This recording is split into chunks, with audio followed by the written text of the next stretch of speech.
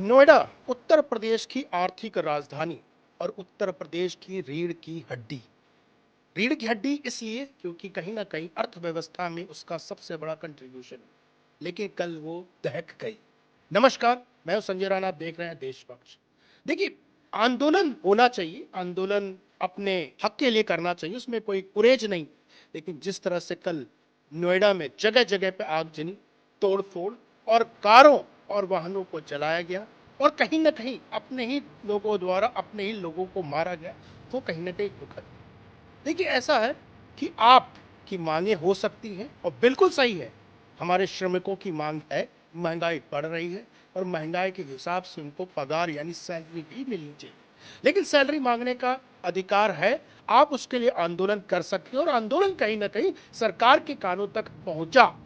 उसकी गूंज पहुंचाने वाले हम और आप जैसे लोग यानी मीडिया के लोग भी थे। लेकिन जिस तरह से आगजनी हुई, कहीं ना कहीं इसमें साजिश की बू आती। साजिश जैसे कई साल पहले यानी तकरीबन 20 से 40 साल पहले कानपुर में इसी तरह की साजिश की गई थी और कानपुर जो मैनचेस्टर ऑफ ईस्ट कहा गया था और कहां पे मिलों के अंबार थे, वो बंद हो गए। ऐसे ही आगजनी और इसी तरह का आंदोलन कई वर्षों पहले मुंबई में भी हुआ था, जहां पे कॉटन मिल बंद हो गए। इसके भेंट चढ़े राजनेताओं के भेंट चढ़े। देखिए, श्रमिक जो श्रम करता है कभी भी अपने ऑफिस को, कभी अपने कार्यालय को और कभी भी अपने कार्य क्षेत्र को नुकसान नहीं पहुंचा सकता। उसकी अपनी मांग होगी, वो आंदोलन करेगा, वो सत्याग्रह भी कर सकता, हो सकता है वो बैनर पोस्टर लेकर दरवाजे पे खड़ा हो जाए, लेकिन उस संस्था पे कभी भी पत्थरबाजी नहीं करेगा जिस संस्था से उसको रुपया मिलता है यानी जीविका चलती है।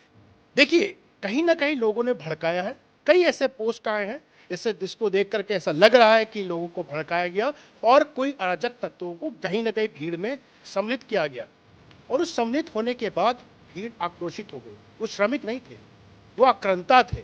और श्रमिकों को ये सोचना चाहिए कि अगर ये इंडस्ट्री जिसपे वो पत्थर चला रहे हैं, जिसके विरुद्ध वो आंदोलन कर रहे हैं, वो अगर इंडस्ट्री यहाँ से हट के कहीं और चली जाएगी तो किसका चूल्हा बंद होगा या बुझेगा?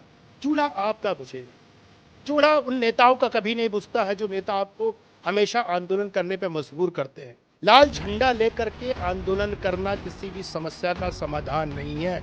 समस्या का समाधान है बातचीत से अपनी बातों को मनवाना। और जब योगी आदित्यनाथ ने आपको आश्वासन दे दिया है कि आपका ओवर टाइम यानी दुगना पगार मिलेगी, जो भी उस पर निर्धारित पैसे हैं उस पर आपको विश्वास करना चाहिए और कहीं ना कहीं हमें इंतजार भी करना चाहिए। लेकिन जिस तरह से घटना घटी है, जिस तरह से आगजनी हुई है, जिस तरह से तोड़फोड़ हुई है, जिस तरह से कार्यालयों को जलाया गया है, जिस तरह कालों को तोड़ा गया है, मोटरसाइकिल को जलाया गया है और कहीं ना कहीं मीडिया कर्मियों को भी कहीं ना कहीं आघात पहुंचाया गया और उनके साथ भी बदतमीजी की गई है, ये निंदनीय है। आप अपनी बात रखें, लेकिन ये बात सोच के मत रखें कि वो किसी के द्वारा प्रायोजित हो। अपनी बातों को रखना कोई बुरा नहीं है। और कहीं ना कहीं उत्तर प्रदेश इस समय देश का सबसे फास्टेस्ट ग्रोइंग इकोनॉमी है और उसमें अगर नोएडा की बात की जाए तो नोएडा एक ऐसा हब है जहाँ पे इंडस्ट्रियल रेवोल्यूशन आ रहा है, इंडस्ट्रीज आ रही हैं, बहुत सारी मल्टीनेशनल कंपनीज हैं। तो कहीं ऐसा तो नहीं है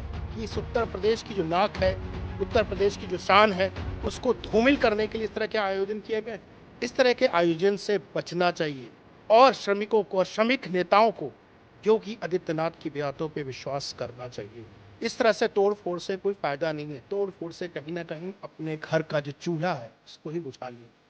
चूल्हा किसी का बुझना नहीं चाहिए और पेट की आग हमेशा बुझनी चाहिए। तो अपनी पेट के बारे में सोचिए, अपने प्रदेश के बारे में सोचिए, अपने बच्चों के बारे में सोचिए और इस प्रदेश के विकास के बारे में सोचिए। और विकास के बारे में अगर जब आप सोचेंगे तो इस तरह के कृत्य नहीं करेंगे। लेकिन जो घटना घटी है उस पर जांच होनी चाहिए और कहीं ना कहीं जो दोषी हैं उन पर कार्रवाई होनी चाहिए और श्रमिकों की बात बिल्कुल सुनी जानी चाहिए। धन्यवाद।